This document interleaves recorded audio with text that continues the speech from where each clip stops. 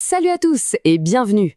Aujourd'hui, on va s'attaquer à la trigonométrie, mais sous un angle complètement différent.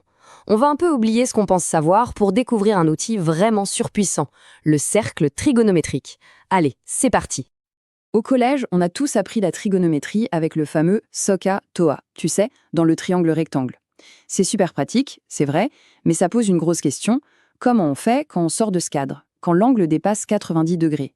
Comment on mesure une rotation, un angle obtus ou même un angle qui va en arrière, un angle négatif? Là, notre bon vieux triangle ne suffit plus du tout. Il est donc temps de passer au niveau supérieur. On va sortir de ce cadre un peu rassurant du triangle rectangle pour aller explorer ensemble un univers qui est bien plus vaste et surtout bien plus puissant. Le point vraiment crucial, il est là. Le cosinus et le sinus, tels qu'on les a appris, ce sont des rapports de longueur. Et ça ne marche que pour des angles aigus. C'est un peu comme si on avait une règle qui ne mesurait que les 10 premiers centimètres. Pour aller plus loin, il nous faut un outil tout neuf, beaucoup plus puissant et universel. Et pour explorer ce nouvel univers, il nous faut un nouveau langage.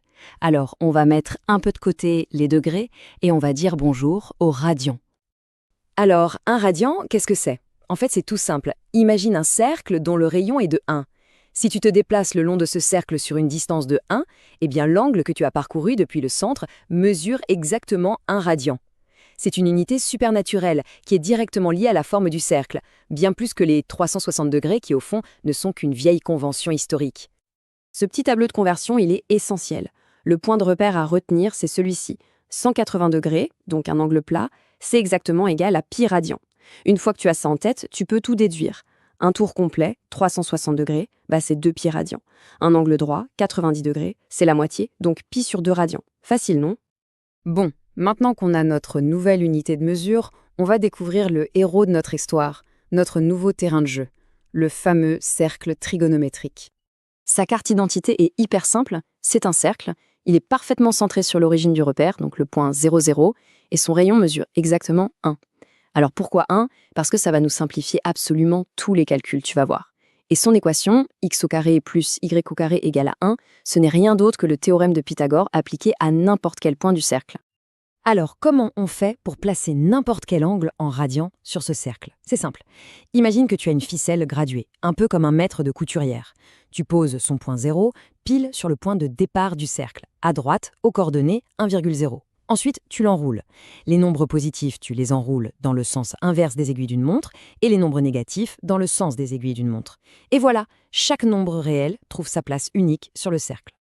Et ça nous amène à un concept clé, la périodicité.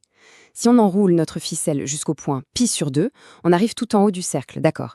Mais si on continue et qu'on fait un tour complet de plus, donc 2 pi en plus, on retombe exactement au même endroit. C'est pour ça qu'un même point M peut être repéré par une infinité d'angles. X, mais aussi x plus un tour, x plus 2 tours. C'est cette répétition qui va nous permettre de décrire des phénomènes comme les ondes sonores ou les marées.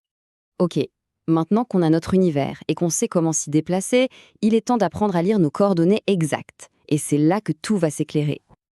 Et voilà, c'est la grande révélation, le moment eureka de la trigonométrie. Le cosinus et le sinus d'un angle x, ce n'est rien d'autre que les coordonnées du point correspondant sur le cercle. L'abscisse, donc la coordonnée sur l'axe horizontal, c'est le cosinus de x.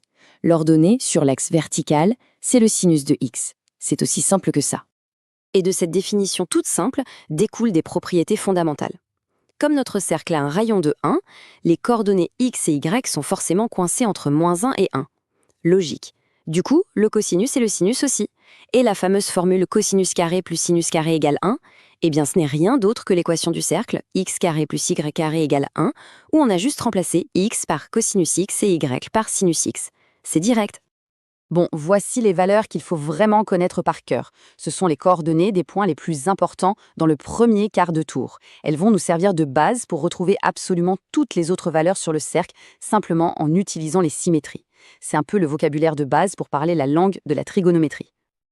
Allez, on arrive à la partie la plus intéressante.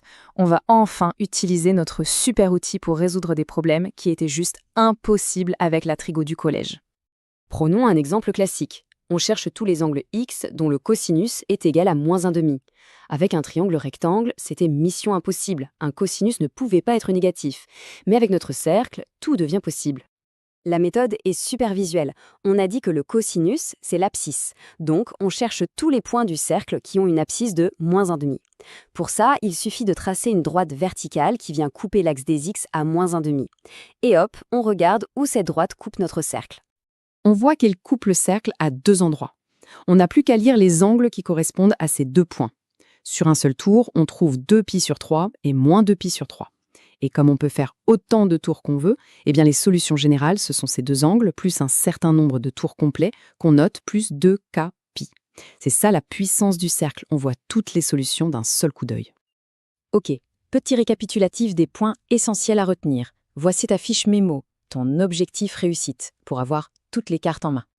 La formule fondamentale, cos carré x plus sinus carré x égale à 1, c'est vraiment la base de tout. Ensuite, les formules de symétrie sont super importantes pour se balader sur le cercle. Le cosinus est une fonction paire, ça veut dire qu'il est symétrique par rapport à l'axe vertical. Le sinus, lui, est impair, symétrique par rapport à l'origine. Le plus important, c'est de toujours suivre cette méthode. D'abord, on pense en radians. Ensuite, on visualise où se place notre angle sur le cercle. Après, on lit simplement les coordonnées. L'abscisse, c'est le cosinus, l'ordonnée, c'est le sinus. Et enfin, on joue avec les symétries. La trigonométrie, au final, c'est avant tout de la géométrie visuelle.